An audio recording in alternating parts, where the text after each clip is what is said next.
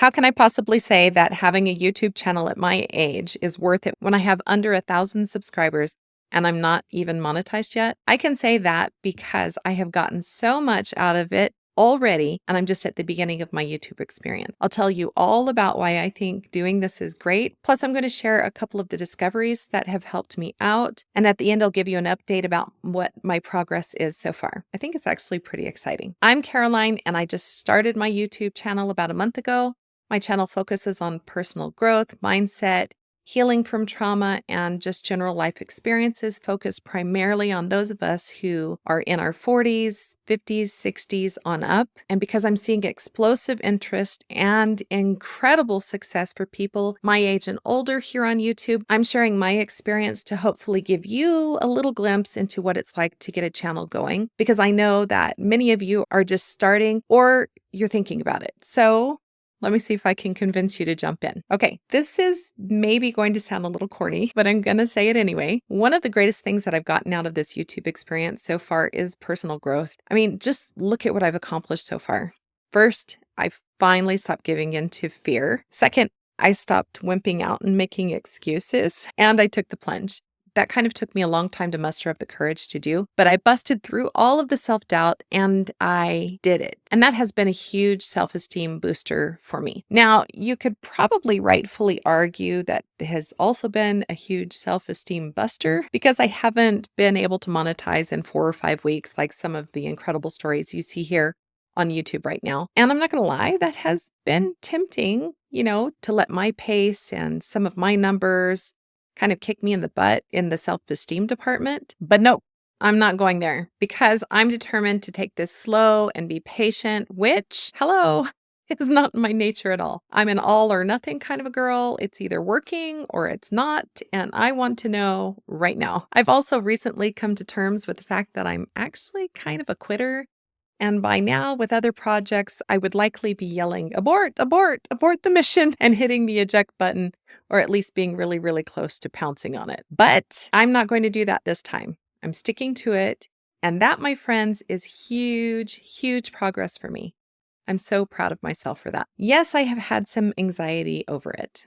And yes, I have even shed a few tears when the success has not been so sudden and exciting as some of the other channels have. But I'm still here, I'm still trying, and that is actually building my confidence that I can stick to things. And considering the crap fest of a year I had last year, I really need that confidence boost. Another thing is that I absolutely love the comments that have started coming in. Holy cow. One lady said that she predicts that I'm going to be wildly successful. Like, how sweet was that? How encouraging is that? I love it so much that anytime I have doubts, I repeat it in my head a few times. I'm going to be wildly successful. I'm going to be wildly successful. I'm going to be wildly successful. I know that some of us are kind of scared about the trolls or haters or, I don't know, the stupid people who think that they have to be nasty, but that has not been my experience so far. I'm sure that it will happen at some point, but I'm just going to lean into what I've heard in a couple of videos that when a nasty comment happens, you can just hit the delete button. I personally think that it will be really satisfying to hit the delete button on someone who's being downright stinky. I kind of wish that I could do that in real life. Like, wouldn't it be cool if I could have pressed the delete button on the guy that was tailgating me and honking his horn like a crazy person at 7:30 in the morning in the middle of a subdivision? I'm thinking, boop, delete, jerk. I did see that someone else said that when a nasty comment pops up, they just kind of ignore it and they leave it there. Who cares if one person is rude in the middle of all of the other positive comments? So I don't really know what I'm going to do when I do get a negative comment yet,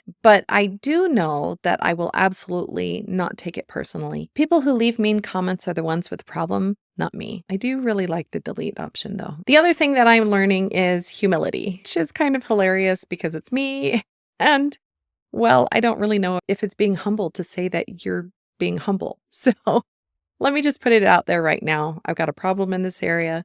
Not like I think that I'm all that and I make myself out to be better than other people, kind of not being humble. I mean it like in situations when I'm starting something new or learning something new, I have a tendency to, just after a short period of time into listening to the teacher or the guru or somebody else instruct me on how to do things, I kind of start thinking of all the ways that I would do it instead. Like, I think, well, that's really nice, but I don't really like that. So I'll just do it this way.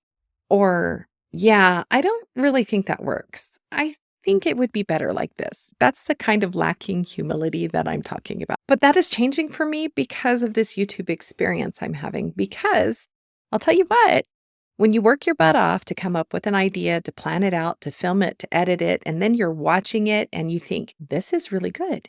I would totally watch this because this is really good. And then you post it and you get like 12 views. That is very humbling. So you jump right in and you make another video when you go through the same process and you think, yep, this one is better. This one is even better than the last good video I made. I would watch this. This is good stuff. And then you post it and the same thing happens. Or maybe you get a little bit of traction, but still not so great, especially when you're looking down the nose of needing 1,000 subscribers and 4,000 hours of watch time.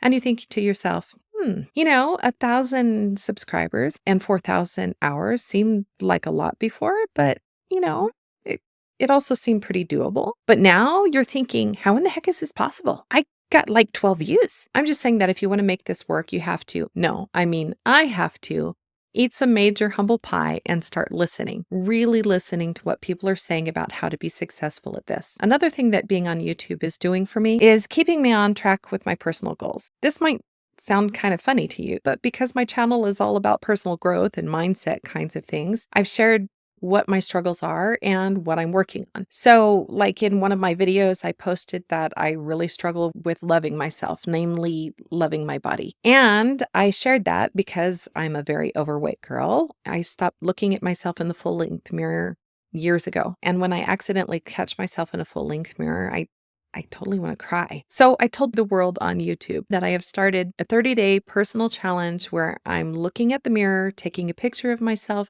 and then kind of chatting with myself, saying loving things and words of appreciation for all the awesome things that my body does for me. Well, there is no way, now that I posted that out there for the world to see, that I'm not going to stick to that goal and do exactly what I said I'm going to do. I mean, I guess I could skip on myself and say, well, not very many people saw that video anyway, but I know why I said it. Plus, I plan on doing a follow-up video to that one where I report what happens as a result of that challenge. What I'll do is I'll share all of those pictures that I took and what, if anything, has changed because of doing that. And by the way, actually a lot has changed because of doing that.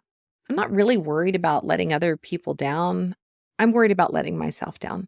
I want to follow through and be consistent and continue to see even more progress in my life so I can continue to report that progress. It's not only been very uplifting, but I found that I am more dedicated and I work harder for the things that I talk about in my videos. So, YouTube is actually keeping me accountable to myself, which in turn is having a really, really positive impact on my happiness and on my life. Another reason that I'm getting a lot out of this YouTube experience is because it's exciting and it's fun. I talked about this a bit in my last video. It's just fun. I like making the videos. And more than that, I love the content that I'm creating. It's my thing. It's what lights me up. So having an outlet to talk about what I'm passionate about, all things self-helpy and personal growth related, is just the best. Because, I have pretty much warned my kids and other folks in my life thin with how crazy I get into talking about these things. What can I say? I have very few people in my life that I can totally geek out about with these topics. So just being able to talk and talk and talk about the things I love and hopefully find other folks that are experiencing the same kinds of things that can relate to, or maybe people that geek out about this stuff too, it's very validating, it's enjoyable, and it's exciting. Also, something that I mentioned in my first video was that I'm hoping that making my videos will be of some help to others who are going through similar experiences or who are working to heal from trauma or learn about themselves and better their life. And so far, I've found this to be spot on. I haven't had a ton of comments so far, but with the ones that I've gotten, I am amazed at the depth of some of them and how much they share. That connection, that validation, and that fulfillment from feeling like I might in some small way be making a difference in someone's life and helping them to feel better about themselves, that's priceless. Like, that's absolutely priceless. I have always wanted to do work that is meaningful, and I was able to do that many years ago when I taught, but my job in the past few years just wasn't impactful in any way, at least in the ways that I counted as really important. So doing this has brought something back that has been missing in my life for a really long time. I feel kind of like I've come home. Okay, now let's talk about a couple of the things that I've learned that I would like to pass on to you. Knowing, of course, that I am not by any stretch in the position to give advice, but I will tell you these two things that I've discovered that I think are really important things to know. Number one, after watching lots of videos about how to do YouTube, someone finally answered a burning question that I had about a video that just didn't go anywhere at all. I mean, nothing, nada. I don't remember who said this, but he said that sometimes YouTube won't pick up a video for some reason, and you can tell that by looking at the reach. This is where it shows how many impressions you received, meaning how many times YouTube put your video in front of someone who is browsing. He said that if the algorithm doesn't pick it up, he just deletes it and reloads it. And I'm like, what? I can do that? So I went in and I looked at how many impressions my videos got. What I was looking for is, one, if the video got impressions but I didn't get views, then it probably means that my title and maybe my description worked for YouTube at least a little bit so that it would start sending my video out, right? So then if I didn't get clicks on my video, then it's likely that my thumbnail wasn't compelling enough. By the way, I'm noticing that folks seem to prefer titles that are really relatable, not spammy looking. Things like saying how I did something versus saying how to do something. There's a difference. One is more relatable. Don't quote me on that, but it seems like authentic is the name of the game on YouTube right now. Again, don't quote me on that because I clearly haven't figured this whole thing out quite yet. I'm just throwing that out there so maybe you can start to notice that for yourself. Anyway, back to the impressions. If, however, there are very few impressions, like under 1,000, that video didn't really get pushed out at all. So what I did was I looked and I actually found one of my videos that only got I don't remember exactly, but it was like 75 impressions. I should have taken a screenshot. Sorry. But out of those 75 impressions, I got like 2 views, and that's not too shabby. So clearly this video didn't get pushed out at all. So I did what the dude suggested in the video and I took that video down. And since it was down, I took the opportunity to make a couple of revisions to it because by then I had learned more about hooking people in the first 30 seconds, which I think probably should be the first 15 seconds. And then I reposted it.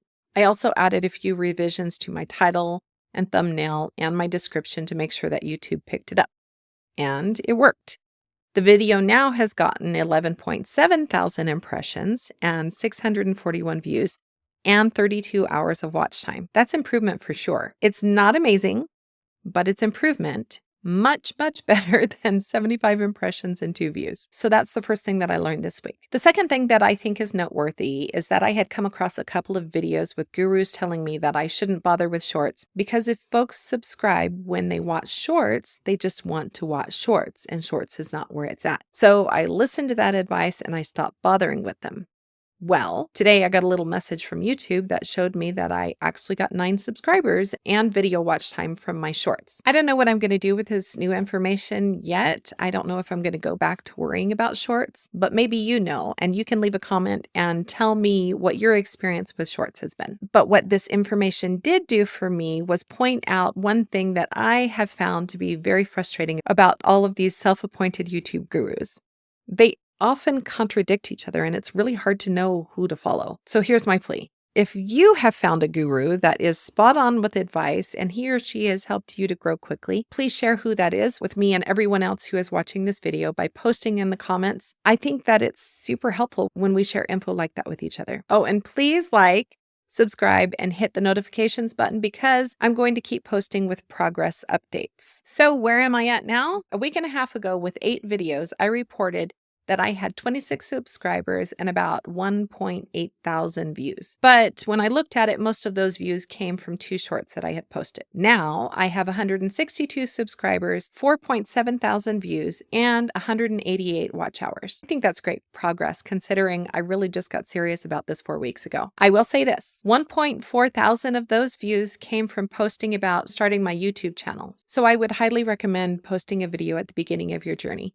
I think it gives you great exposure and it helps people to start becoming familiar with you. The reason I made that video in the first place is because I saw some 41-year-old guy that posted my first video where he talked all about why he was starting a channel at 41. And he seriously had like over 4,000 views just from that one video. What the heck? So post your first video or one of your first videos and talk about why you're starting. I think it might help. Well, I guess that's it. I am excited to see what next week will bring. I'm also excited to hear from you. Where are you with your own YouTube adventure? Are you feeling a little more excited about starting? Until next time, take care and I'll see you soon.